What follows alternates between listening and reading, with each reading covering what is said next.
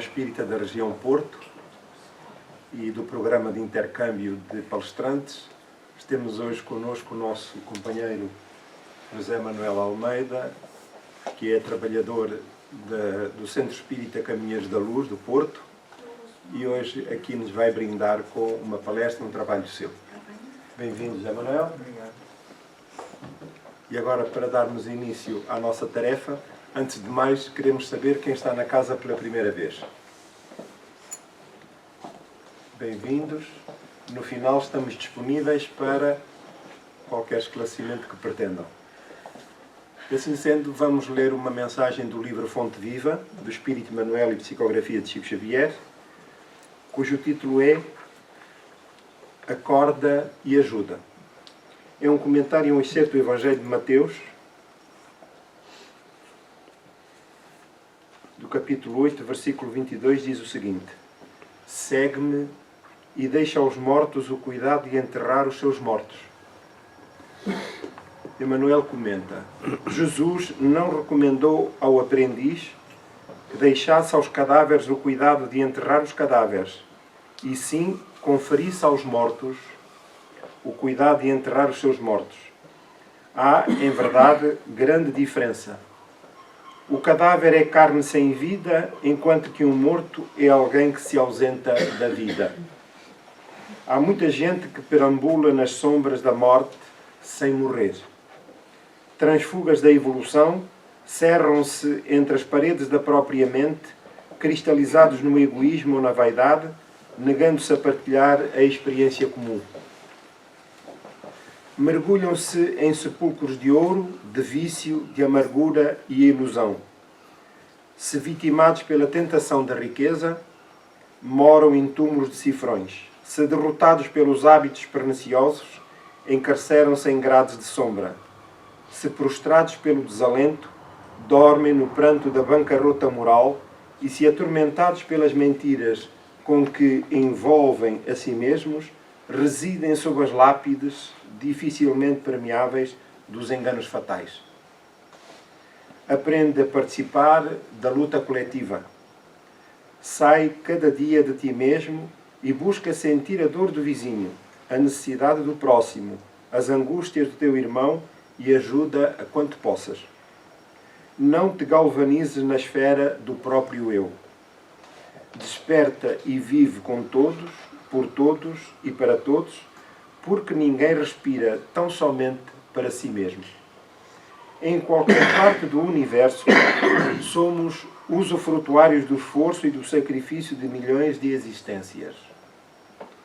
Se damos algo de nós mesmos, em favor dos outros, pelo muito que os outros fazem também por nós. Recordemos desse modo o ensinamento do Cristo. Se encontrares algum cadáver, dá-lhe a bênção da sepultura na relação das tuas obras de caridade. Mas, em tratando-se de jornada espiritual, deixa sempre aos mortos o cuidado de enterrar os seus mortos. São os nossos pensamentos em oração, procurando a figura de Jesus e, simultaneamente, sentir na intimidade da alma a presença divina, a luz que nos alimenta, Criador da vida, Pai de infinita bondade e misericórdia. Querido Jesus, eis-nos reunidos em vosso nome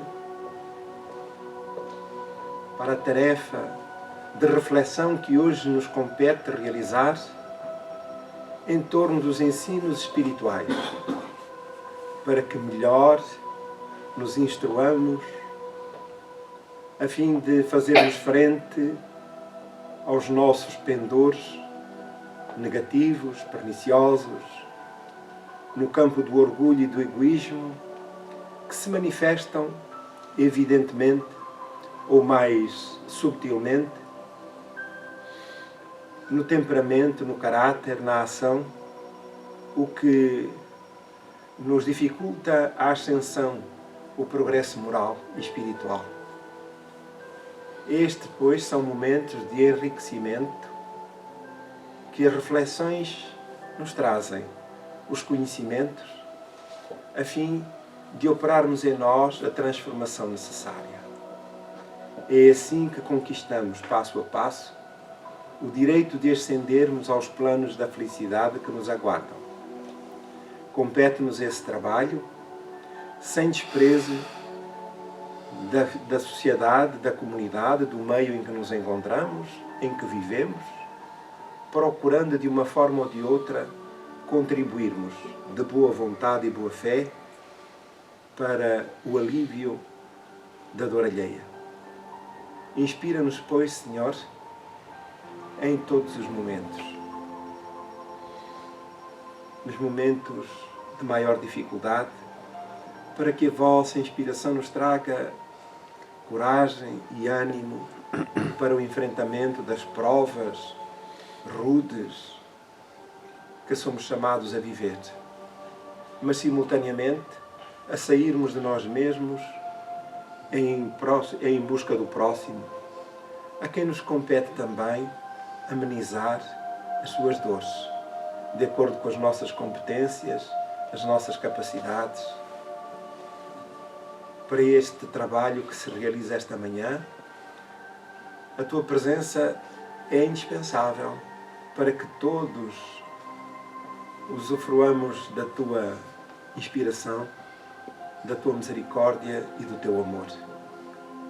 A assistência reparte-se pelos dois planos da vida, mas estamos unidos no mesmo propósito, como alunos da vida que desejamos aprender para agir em conformidade com os valores mais elevados da vida.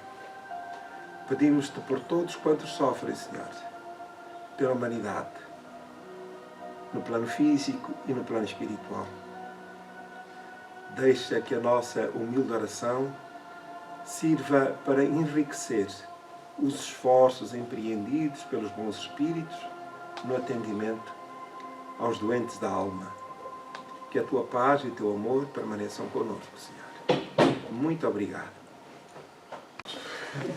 E há um companheiro nosso de jornada que já não está presente fisicamente connosco, mas que o Alexandre também conheceu, que era o Coronel Arnaldo Costeira, e que chegou a ser presidente da Federação Espírita Portuguesa, e que ele dizia repetidamente que tudo sirva para nos unir. E dentro do conceito de tudo sirva para nos unir, a partilha que é feita entre os vários palestrantes das várias instituições que integram a União Espírita da região do Porto serve também necessariamente para nos unir. E é algo que deverá prevalecer e continuar. Enquanto Alexandre vai continuando a tentar solucionar o som, estão a ouvir todos ou precisam de falar um bocadinho mais alto? O título vai ser Perturbação do Espírito no Pós-Morte. E o objetivo é, de alguma forma, também falar na comunicação. Isto é, a comunicação pós-morte. Existe, efetivamente, comunicação entre os dois planos da vida e, portanto, a vida continua para além da morte do corpo físico, não termina com a perda da vitalidade do nosso corpo e, por isso, muitas perguntas que nos colocamos, muitas vezes nos interrogamos, muitas dúvidas temos, uns mais que outros. Portanto, afinal, o que acontece aos espíritos que têm maior facilidade de se desvincularem do corpo físico? E então, baseado nos livros dos médiuns, no capítulo 25, no livro O Céu e o Inferno, a segunda parte, capítulo 2, Espíritos Felizes, e da Revista Espírita de outubro de 1862, eu fui compilar alguns relatos de comunicações espíritas, exemplos de comunicações espíritas, que é que vão servir de suporte. Então, uma reflexão. O que acontece connosco nos primeiros instantes após a morte? E porque alguns espíritos despertam rapidamente e outros permanecem confusos, por vezes por bastante tempo. E esse bastante tempo pode ser semanas, meses, décadas, séculos. Portanto, e vai depender sempre do próprio, da evolução do próprio, do conhecimento que cada um adquiriu daquilo que aceita. Esta imagem é apenas uma espécie de um reencontro, um paciente que está doente, está-se a libertar do corpo e está a encontrar-se, provavelmente, com a sua avózinha, que ele teria muitas saudades. Portanto, a primeira vez que me foi dado ter acesso e assistir a alguém da minha família que se veio comunicar, foi o meu avô. Já foi há muitos anos e deixou-me na altura, digamos, estava eu nos princípios do contacto mais direto, porque eu também fui preguiçoso e, no fundo, tive consciência da doutrina, talvez a partir dos 7 ou 8 anos, porque há um acontecimento que tive de doença, que se resolveu. O meu pai, a partir daí, começou a descobrir muitas outras coisas, tudo era proibido em Portugal. No entanto, eu fui fazendo a minha vida, fui para a universidade, e descurei muitas coisas. Até que houve um momento que começam a acontecer umas certas cabeçadas, com a cabeça contra a parede, e dizes ali assim, epá, é preciso despertar, é preciso, afinal, dar um bocado de descurar. E houve uma série de pessoas que algumas, o Alexandre também conhece, o Sr. Albuquerque, a Dona Madalena Gama, que era trabalhadora de lá, que me foram alertando para muitas coisas e dizendo, olha, você anda aí a rabiar, mas quanto mais tarde, pior. E eu acabei de chegar um momento que encontrei nos Caminhos da Luz um senhor que se chamava Abílio Cruz, que foi com quem eu fui falar, e ele disse, olha, você tem que começar já. Prepare-se para estudar muito e a partir daí trabalhar. E desde essa altura é o que eu tenho feito. Portanto, pode um espírito comunicar-se logo após a sua desencarnação? É uma pergunta. Embora não seja muito frequente, nem o mais normal, a doutrina espírita explica que sim, pois não existe um prazo determinado para que um espírito se possa comunicar após a desencarnação, tendo em vista que o tempo varia de espírito para espírito, dependendo de vários fatores, morais, físicos, emocionais e até mesmo do modo como ocorre a morte. Portanto, se é uma morte natural, doença, ou se é uma morte súbita por acidente, ou até por uma doença súbita também. Todos nós, em muitos momentos da vida, procuramos consolo. Eu diria até que, no fundo, nós temos sede de consolo. Não temos só sede de água, temos sede de consolo. E procuramos respostas, procuramos sentido, procuramos força. Muitas vezes procuramos tudo isso no exterior, mas a força está no nosso interior. A dor humana tem muitas faces. A perda, e não é só a perda de um ente querido, até a perda dos nossos animais de estimação, que também colidem, que nos fazem sentir. A doença, e há doenças mais graves, há doenças mais leves. Eu ainda ontem contava ao Alexandre que eu, a semana passada, ou há 2 semanas atrás, eu subitamente tive uma contratura. E foi num sábado, que é um dia de trabalho, de realização de trabalho nos Caminhos da Luz.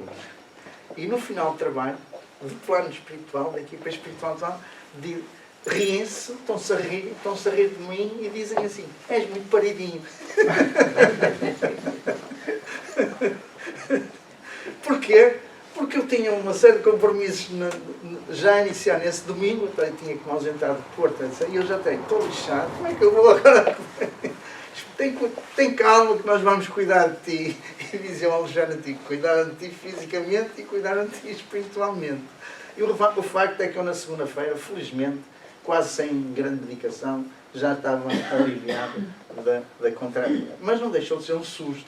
E eu a dizer para ele, homem de pouca fé, afinal acreditas, e estás aí tão apavorado, como que vais ficar em... Portanto, por isso nós não somos perfeitos.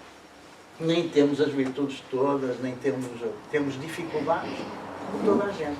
Temos uma responsabilidade, porque tudo aquilo que eu sei, ou tudo aquilo que eu acredito, eu tenho a responsabilidade de partilhar. E depois tenho a responsabilidade de, em alguns casos, servir de exemplo. Mesmo contando os meus fracassos. Porque os fracassos são para servir de exemplo, para dizer assim, não se afligem, porque todos nós temos os mesmos problemas e estamos cá para os superar, para os ultrapassar.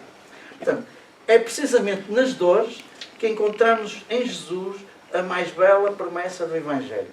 A promessa do Consolador. E o que é que Jesus nos disse? Jesus disse-nos, vinde a mim, todos vós que sofreis e estáis sobrecarregados, e eu vos aliviarei. Estas palavras são dirigidas a quem? São dirigidas a todos nós que somos sofredores. A nós, que cada um tem o seu fardo, cada um carrega os seus pesos no coração e na alma.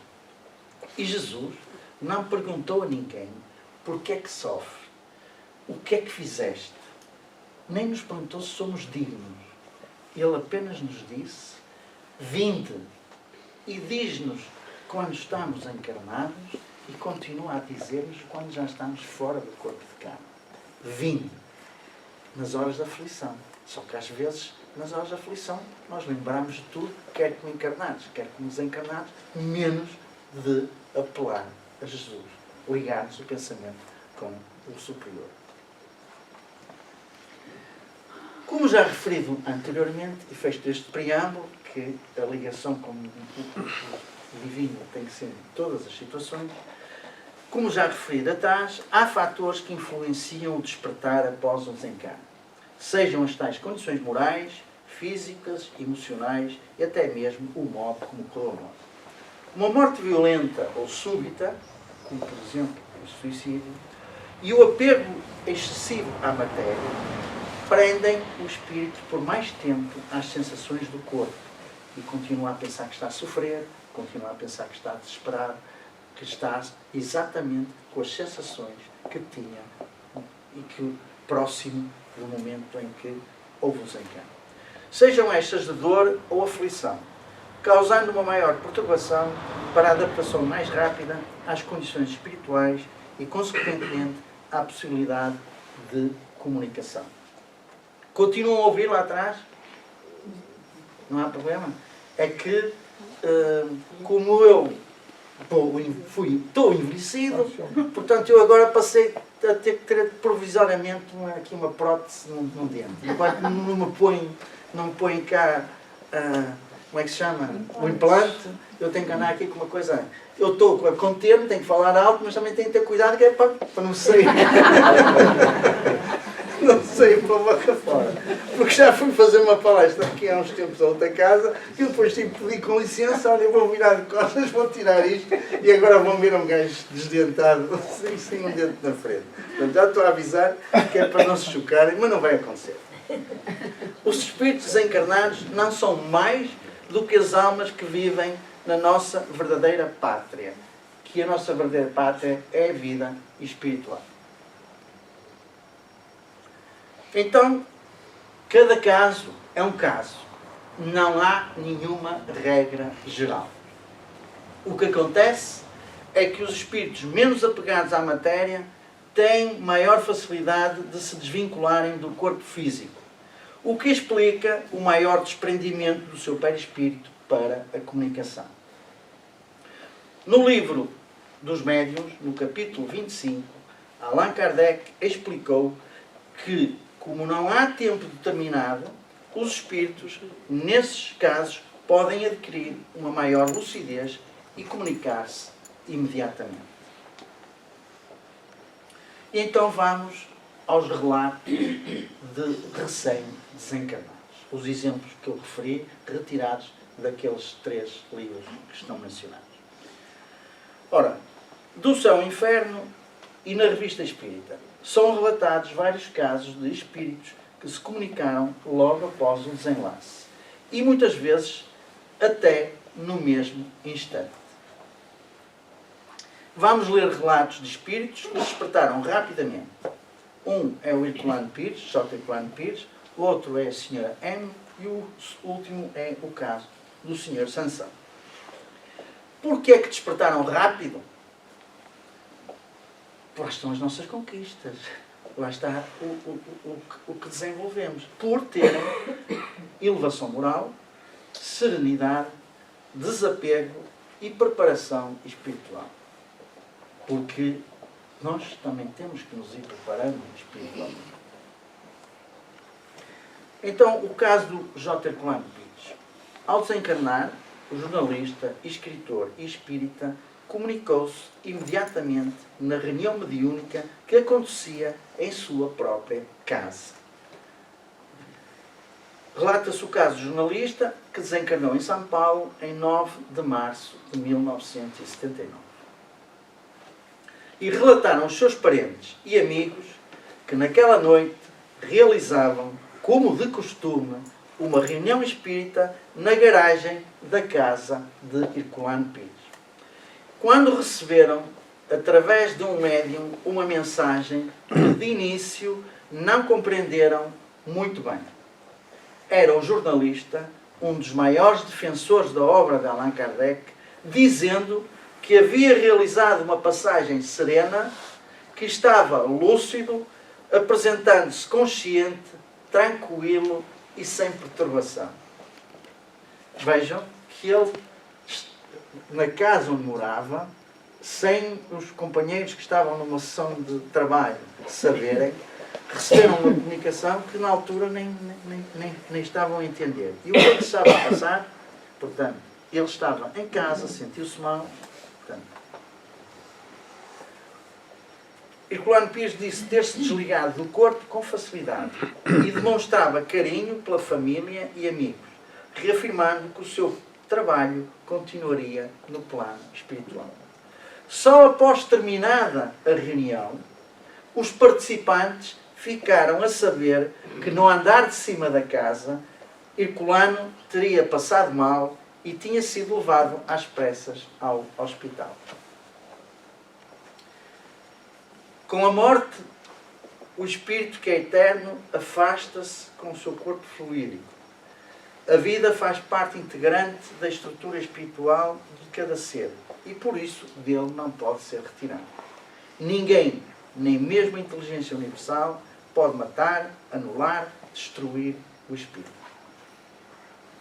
Entre os vários casos semelhantes ao de Herculano Pires, também relatados por Allan Kardec na Revista Espírita, na França, no século XIX, está o da Senhora M, publicado na Revista Espírita de outubro de 1862.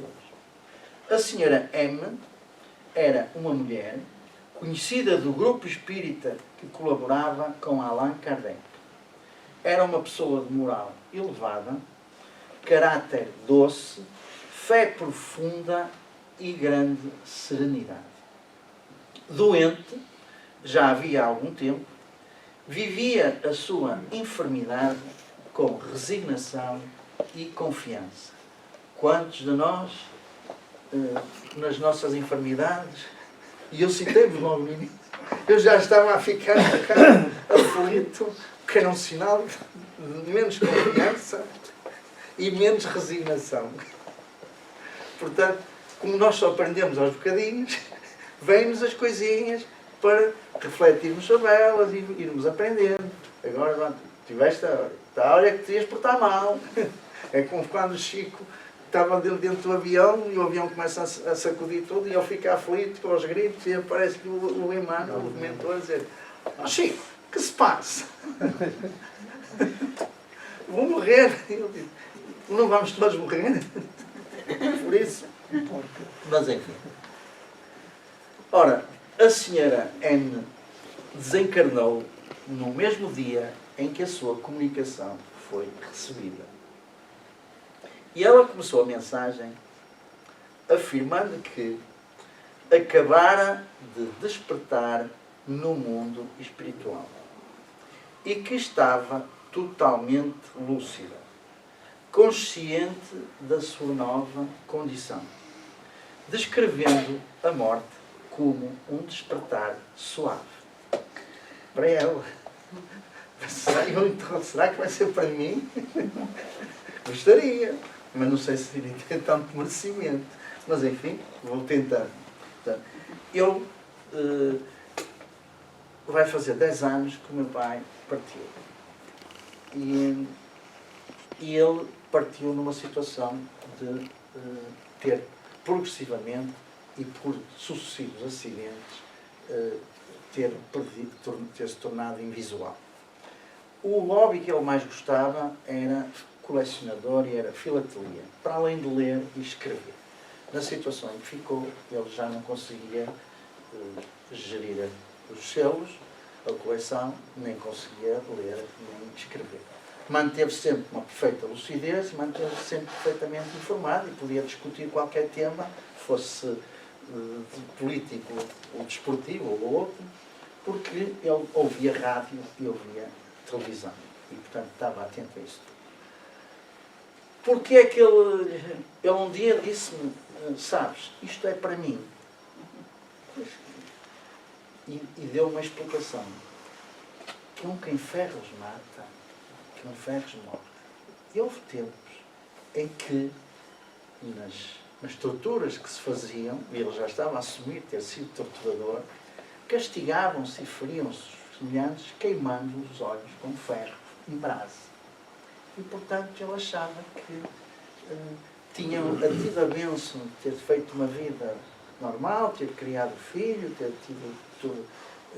Não criou só a mim, ainda tomou conta de um outro jovem que era órfão e, portanto, como eu não tinha irmãos, eu pedia um irmão e ele foi buscar portanto, criou os dois e tal, fez essa tarefa. Quando ia viver a reforma, pronto, acabou, já chega, agora já tens rendimento, vai ser a reforma e agora vais penar, apresentar resgatar as dívidas dele. E começou o primeiro acidente, perdeu a visão de um lado, depois um outro acidente, perdeu a visão do outro.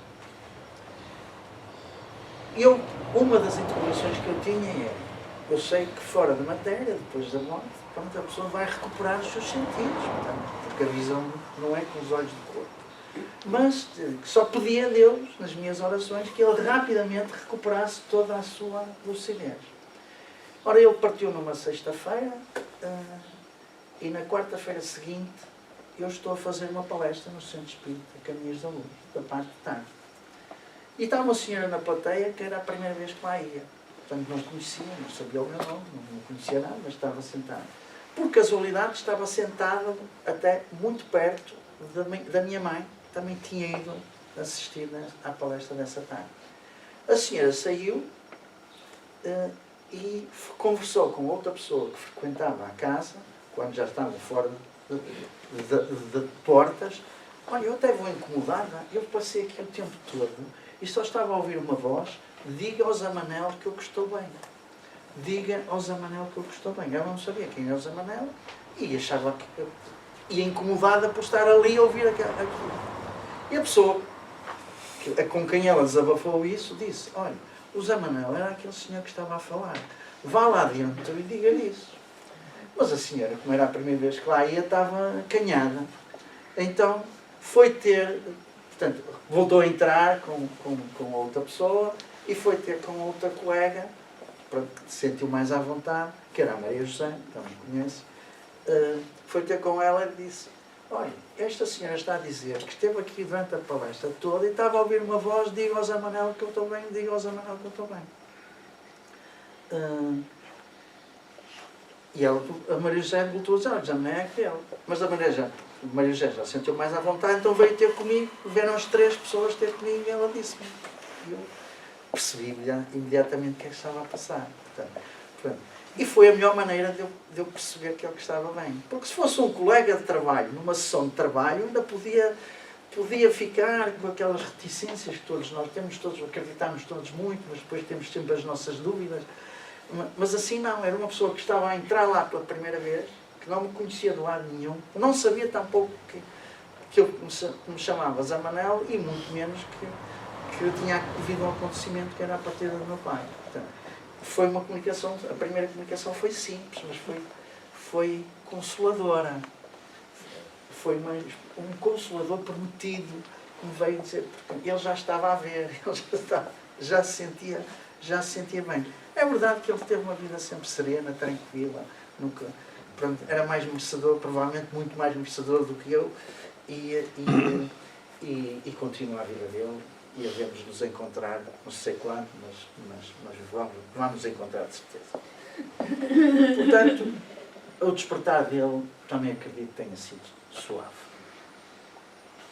Informou que a separação do corpo foi fácil e calma, sem sofrimento, e que sentiu uma espécie de leveza, como se um peso se desprendesse, e que logo percebeu que não mais pertencia ao corpo físico.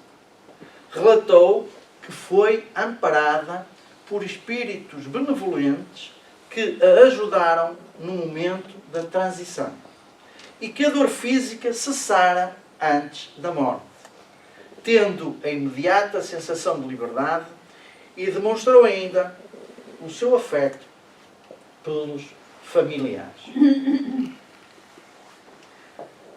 Em sua análise e considerações, Allan Kardec concluiu que a rapidez da comunicação é proporcional à elevação moral do espírito.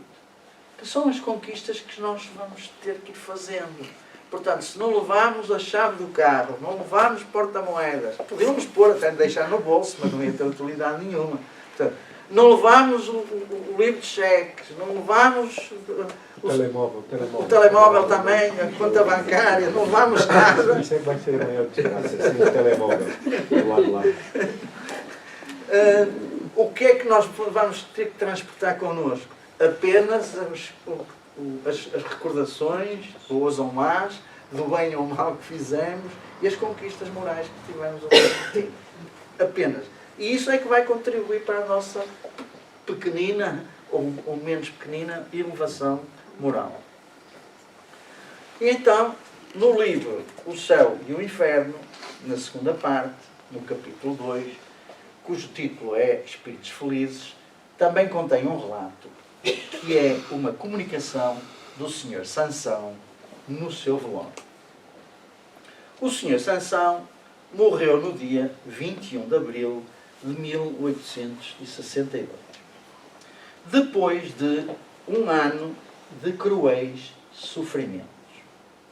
Prevendo o seu fim, solicitara ao Presidente da Sociedade Espírita de Paris que o evocassem o mais imediatamente possível após a sua morte, a fim de que o seu relato pudesse servir para estudos. Portanto, ele tinha consciência da sua doença, tinha consciência que, pronto, como todos nós temos que ter, que não somos daqui, estamos nesta escola temporariamente, e então ele pediu ao Presidente da Sociedade Espírita de Paris que o evocassem para que ele, se fosse permitido, vir dar o seu testemunho. Allan Kardec e alguns dos seus companheiros, membros da Sociedade Espírita de Paris, e que foram ao velório, evocaram-no ainda na presença do corpo e obtiveram a seguinte comunicação: venho ao vosso apelo para cumprir minha promessa. Eu diria mais que ele veio, foi um pedido dele, ele veio satisfazer o seu desejo. Mas pronto, veio cumprir a promessa. É uma graça especial de Deus que permite ao meu espírito poder-se comunicar. Minha posição é bem feliz, pois não sinto mais nada de minhas antigas dores. Estou regenerado e novo em folha. Bem, nas reuniões mediúnicas das casas dos centros espíritas, a maior parte daqueles que se vêm comunicar não vêm aliviados das dores, nem vêm a sentir-se ainda como novo.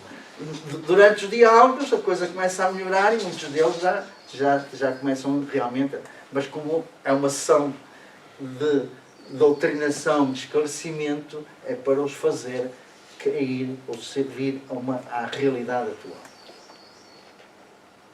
A transição da vida terrestre à vida dos espíritos tinha no início tornado tudo incompreensível para mim, pois ficamos às vezes vários dias sem recuperar nossa lucidez. Mas, antes de morrer, não nos esqueçamos que muitas vezes os próprios pacientes, os próprios doentes, que já estão numa fase avançada, quando estão a dormir ou estão em descanso, não estão, o que está a dormir é o corpo, o que está em descanso é o corpo, porque a mente pronto, vai viajar, o espírito vai viajar, vai se reencontrar. E a oração, nós vamos ver, é importantíssima na nossa ligação com o homem. Depois ficamos às vezes vários dias sem recuperar a nossa alma. Mas, antes de morrer, fiz uma prece a Deus e lhe pedi para poder falar com aqueles que amo. E Deus me ouviu. Estou forte, transformado, sou espírito, minha pátria é o espaço. Durante o decurso da cerimónia, no cemitério, o Sr. Sansão ainda ditaria algumas palavras. Que a morte não vos apavore. Ela é uma etapa. Se soubestes bem viver, ela é uma bem-aventurança. Se houverdes merecido dignamente e cumprirdes bem vossas provas, coragem e boa vontade, que a terra me seja leve. Portanto, isto está, eu não transcrevi a totalidade, só escolhi alguns excertos, está no livro O Céu e o Inferno, no diz a segunda parte, o capítulo 2, Espíritos Felizes. E tem lá várias, porque tem várias situações de espíritos, uns cruéis, outros revoltados, outros aflitos, e este até já era um daqueles felizes, portanto, e para uma manhã de domingo, é melhor relatar casos felizes. Portanto, que nos ajuda a perceber e a tranquilizar-nos. É um morto que nos vinha dar um incentivo de coragem e boa vontade. Ora, os espíritos das trevas também fazem tudo para atrapalhar quem quer trabalhar. Que o digam os espíritas. Que o digam os espíritas. Mas, quando percebem a nossa boa vontade, nos auxiliam e vamos caminhando. Nos dizia Chico Xavier. Portanto, a tal coragem e boa vontade que nós temos que ter no nosso dia-a-dia, em tudo o que fazemos, seja no âmbito da família, no âmbito social ou até no nosso âmbito profissional. Os maus espíritos só estão onde podem satisfazer a sua perversidade. Quase que saí agora. Para afastá-los, não basta pedir, nem mesmo ordenar que se retirem. É necessário eliminar em nós aquilo que os atrai. Porque se tudo é energia, e se nós somos energia, como energia temos um campo magnético, esse campo magnético, que é através do nosso pensamento, funciona como uma força de atração ou repulsão de coisas favoráveis ou desfavoráveis. E, portanto, está em nós a responsabilidade de controlar os nossos pensamentos. Porque os espíritos menos bons, que eu não gosto da palavra maus, portanto, descobrem as chagas da alma como as moscas descobrem as chagas do corpo. Portanto, quando nós estamos com uma feridinha, ou basta deixar um pedaço de carne em cima de uma mesa, passar um bocado, estão lá as moscas todas à volta daquilo. Portanto, então, as nossas chagas da alma são aquilo que nos expõe aos espíritos inferiores. Pensar no bem, agir no bem e fazer o bem são estas as boas vibrações que nos protegem e auxiliam na caminhada das provações da vida. Pensar é atrair. Vigiemos sempre os nossos pensamentos. E os nossos pensamentos perduram, como perduram para além da morte do corpo físico, são essa vigilância dos pensamentos que teremos que manter depois de desencarnados no plano espiritual, que nos vai facilitar a tal continuação da vida e a serenidade e a paz que precisamos de reencontrar. Que pratiquem o bem e não façam o mal é o essencial. A rapidez do despertar espiritual não depende da morte, mas da vida que escolhemos viver. A morte é apenas um regresso e cada um regressa à vida espiritual com a bagagem que construiu. Portanto, e a bagagem são o nosso bem, o nosso que fizemos bem, aquilo que pensamos no bem. Não são os maus estados de humor, os desesperos, as revoltas, as angústias, as maledicências, as pragas, o praguejar. Não é nada disso que nos vai construir, fazer boa bagagem. Portanto, bem pelo contrário, é a serenidade, é a tranquilidade de espírito, é o perdoar, é o aliviar a consciência, não no sentido de dizer assim, oh, fica para a próxima, mas às vezes pá, não pode ficar para a próxima, eu tenho que aproveitar, o tempo é agora, eu tenho que... Porque ninguém melhor do que cada um sabe quais são os seus pontos fracos. Pode ainda não ter a força necessária, a vontade, a coragem suficiente para os corrigir, mas sabemos. Porque mesmo quando não é preciso trocar de pilhas à nossa consciência, não é como um rádio, um relógio que as pilhas gastam-se. A nossa consciência não precisa de pilhas, ela está-nos sempre a alertar. Às vezes não queremos é ouvir. Ou muitas vezes porquê? Porque vai contrariar as nossas tendências, porque não vai contra um certo desejo. Só que muitas vezes a consciência essa está sempre certa. Ela guia-nos para o caminho do bem. Para todos um bom dia, uma boa semana, muita luz e uma fé inabalável no Criador.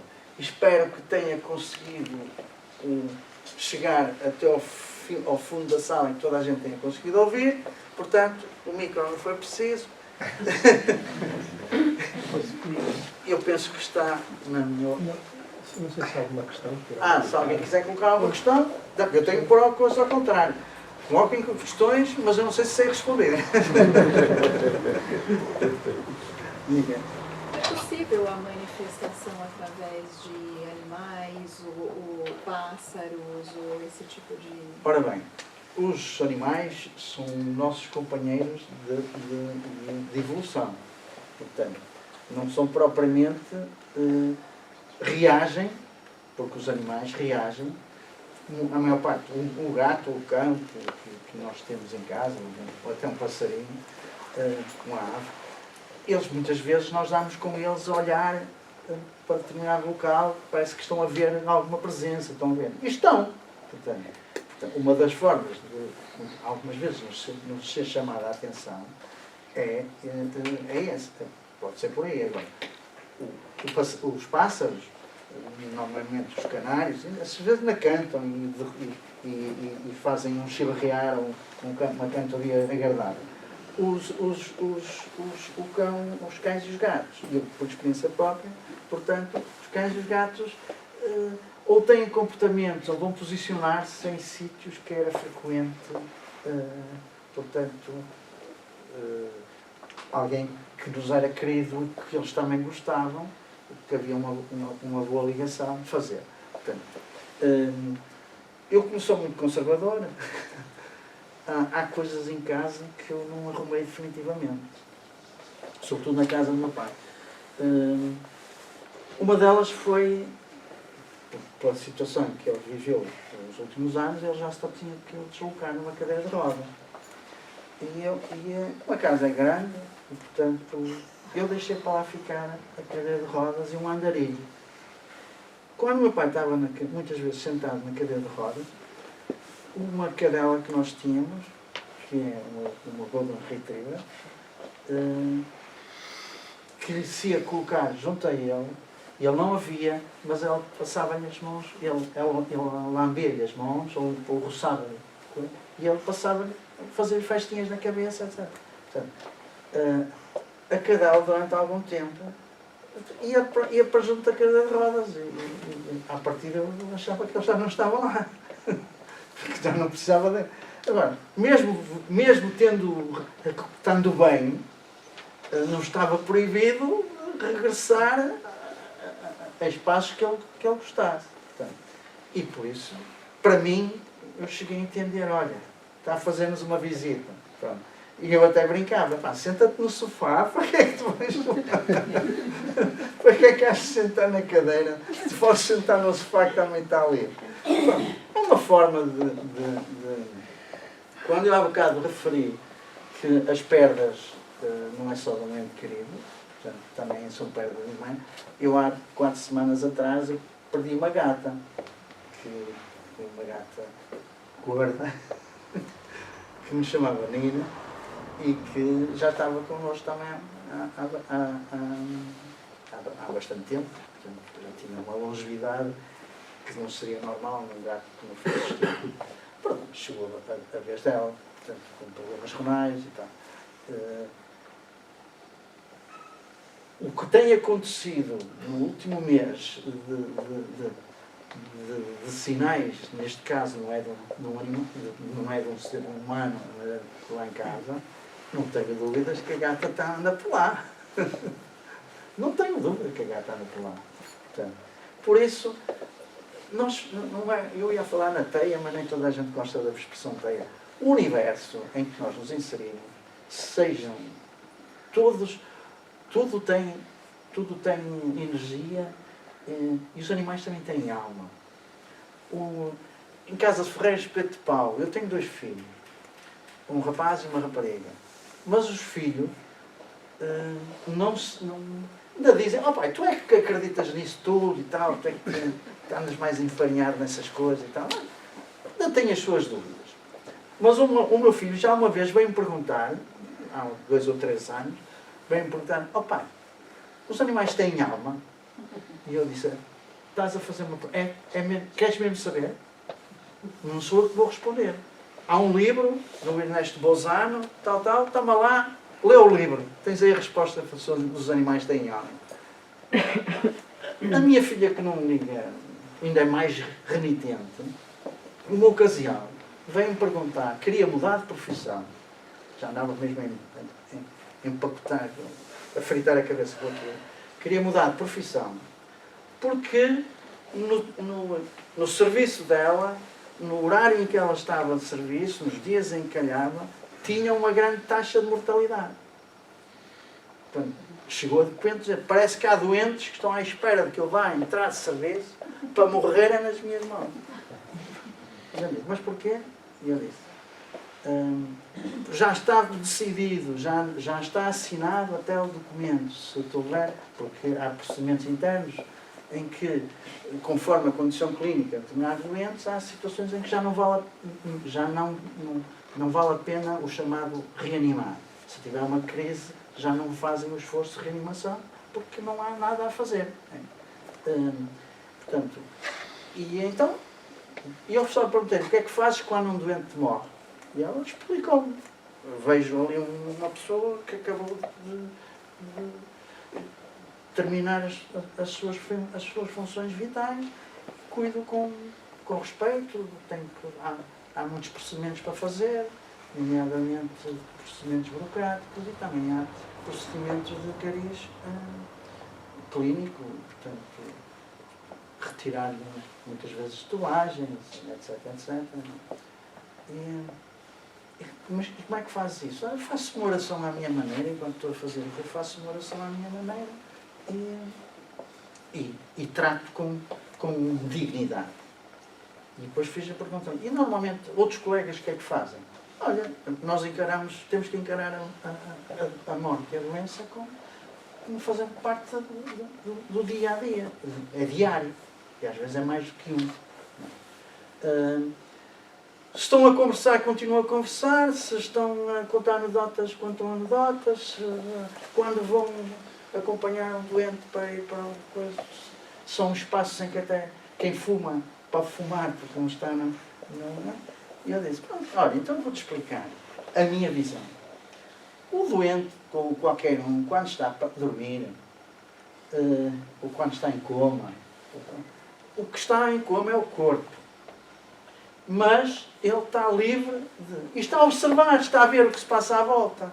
Ora, se eu for aos Correios, ou for a um supermercado, e já conheço a funcionária da caixa, e uma é mais simpática e mais expedita, e o outro funcionário dos Correios é mais, digamos assim, eu vou usar até mais trombudo, e eu vou-me posicionar na fila para tentar ser atendido por aquele que me dá mais empatia. Ora bem, no desencarne, que se alguém vai ter que tratar de alguém, portanto, também o doente do outro lado começa, eu antes quero ir com aquele, porque é mais empático. Portanto, nós funcionamos, esta ligação que parece que não existe, ou muito nós não valorizamos, mas existe a todos os níveis. Os benfeitores podem interferir, não é? E os benfeitores podem interferir, porque eles estão a saber qual é o desejo daquela. Não é nenhuma patifaria, não é nenhuma segregação, mas é um determinado auxílio. Até porque depois também, aquilo que para mim pode ser uma empatia, para o outro pode não ser. Arrumei, mas é com aquilo, não estejam com essas coisas. Nós não contactamos com pessoas que se me ouvem falar em algo de religião. Cala, tanto que eu não quero ouvir essas coisas. Pode ouvir, há aqueles que nem querem ouvir uma oração. Então, não vai escolher alguém que faz uma oração. Respondi minimamente? Sim, Pronto. obrigada. Mais alguma questão? Nós podemos concluir então que o animal, um cão, seja o que for, um animal que é sensível à presença, mas à manifestação, não. Porque um cão, como é que eu ia dizer? Se um espírito se quer manifestar, não se pode manifestar através nem de um cão, nem de um gato. Não, quer dizer, o cão pode-se manifestar através dos sons que ele emite. E há ocasiões, mas isso até qualquer um... Vamos falar do cão. Há pessoas que os cães ladram sem... não os podem ver. Os cães têm determinadas reações a determinadas pessoas, até na rua. Portanto, e há outros que os cães se aproximam naturalmente. Ora, o cão tem uma visão diferente do ser humano. Vê-nos a aura de uma forma, ou a nossa coloração de uma forma que a maior parte genericamente de nós não vê. E por isso eles afastam-se. Como é que um gato manso reage a alguém eriçando-se todo para uma pessoa que ele não viu de lado nenhum, mas vai reagir daquela maneira? Portanto, a companhia que está ali, que aquele ser naquele momento é portador, está a provocar aquela reação. Portanto, ora, os animais reagem dessa maneira, quando dão latidos, ou até quando fazem, quando vão agir, aproximando-se. Agora, não vão servir de meio de comunicação, no sentido de... Isso não vai acontecer. Está bem? Aqui é a faculdade mediúnica, não é? É. Os animais reagem ao ambiente energético, a faculdade mediúnica é a faculdade do espírito. Exatamente. Não é faculdade... Porque, embora se diga que os animais tenham alma, é ainda um princípio inteligente. Uma alma é racional. Ainda não tem, digamos assim, o espírito propriamente. Não tem o princípio inteligente. E a consciência, por aí adiante. Não é? Portanto, a faculdade mediúnica é propriedade do espírito. Mais questões?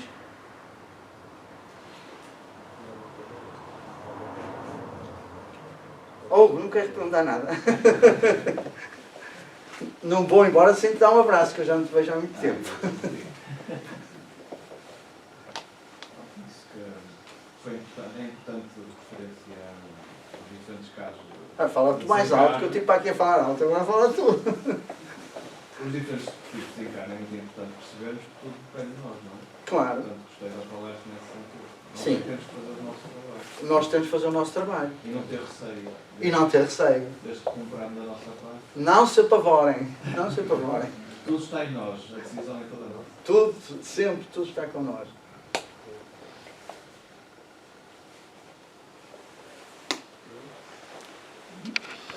Então, vamos aprender mais um pouco. Está ligado aqui ao tema também? Vamos lá por isso. Vamos. Posso pôr. Depois, se quiseres, faz a tua autoria também. Queres. Pronto. eu tinha preparado uma oração final que podem acompanhar e que eu vou ler convosco. Dirigimos-nos ao Pai, a Jesus, aos nossos anjos da guarda, aos mentores, protetores e orientadores desta casa, mas também das casas espíritas que congregam na União Espírita da região do Porto. E neste caso agradecemos por o tempo que aqui passamos, pela reflexão que aqui viemos fazer, por tudo aquilo que pudemos aprender, essencialmente por aquilo que sentimos. Uma vibração de paz, de amor, de tranquilidade. Que a tua paz permaneça connosco, fortalecendo-nos para as lutas diárias, iluminando os nossos pensamentos e aquecendo os nossos corações. Pai amado, Jesus, nosso Mestre, modelo e guia, ajuda-nos a viver a tua mensagem, a sermos instrumentos de consolo, de compreensão e de amor. Abençoa os nossos lares, as nossas famílias, o ambiente social em que vivemos, o nosso trabalho e todos aqueles que trazemos no nosso pensamento, amigos e familiares. Que possamos seguir confiantes, certos de que aquilo que nos ensinaste é uma verdade. O teu jugo é suave e o teu fardo é leve quando contigo nos ligamos. Fica conosco hoje e sempre. Que as tuas bênçãos de paz e de luz nos reequilibrem de corpo e de espírito, aliviando tudo aquilo que nos causa aflição e ansiedade. Por isso louvamos e damos muitas e muitas graças a Deus. Graças a Deus.